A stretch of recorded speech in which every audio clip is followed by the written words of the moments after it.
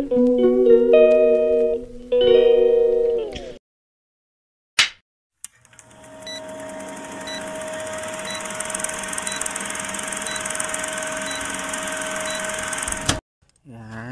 andito ko ngayon sa Victoria, Laguna.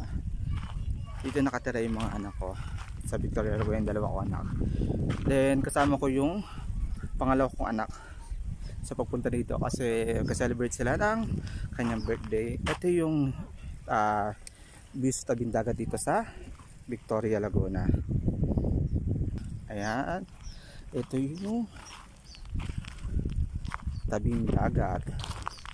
Pansin niya medyo mababaw, diba? Ayan, medyo mababaw siya. Ayan, ay may mga namamangka doon.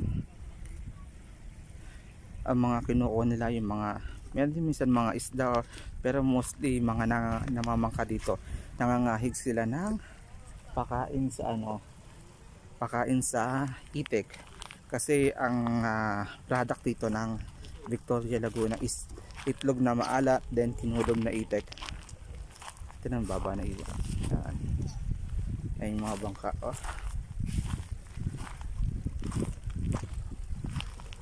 Ang baba Ayan ang tubig Pagkadaling araw sila nangangahig ng suso.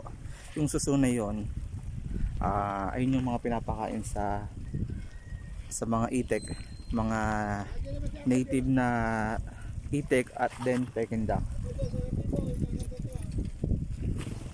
Then pagka yun sinasakay yun sa pagkapuno na yung bangka, sinasakay yun sa sa karwahe ng kabayo. Ayun, then sinasakay yung mga suso pinapakain sa itik. Then kami naman minsan nag-aabang kami ng ng mga nangangahig. Kasi sa binababa nung mga pakain sa itik, meron din dun mga pwede kang mamili din ng mga tulya. May nakasama din minsan na kanduli or mga tilapiyang maliliit. Kaya hindi ka problema sa ulam masyado pag hindi ka maano sa pero kung sa araw-araw lang meron sila na pwede ka makaano dito ng mga ulam.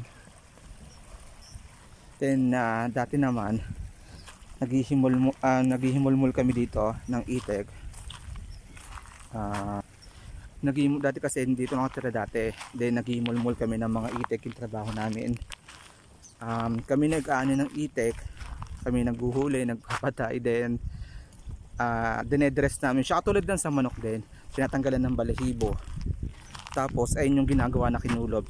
Then after makulog, tatanggalin nila yung pakpak, tapos yung leeg yung ulo kasi nakaano pa yun tatanggalin nila yun. Then pagluto na yun, yung pakpak naman pinapamigay minsan sa mga naggagawa, o kaya minsan may nabili naman siya pakpak tsaka yung ulo ng itik.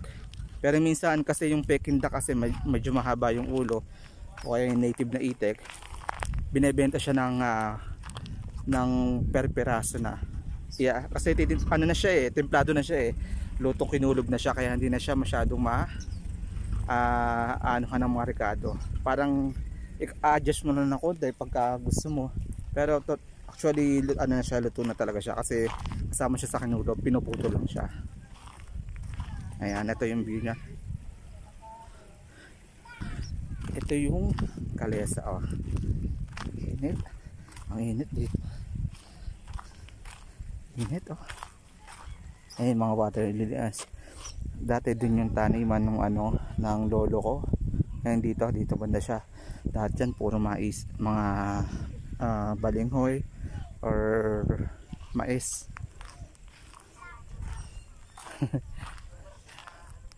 Ayan. Katingin yung ini-istorbo daw siya sa pagkain. Ayun yung may baby siya yung kambing. Ay masama tingin niya. Then ito yung kabayo. Ito yung ginagamit nila sa pangangahig. Ito yung karwahe. Ayan. pupunta yun sa dagat, then kukuha na yung mga suso.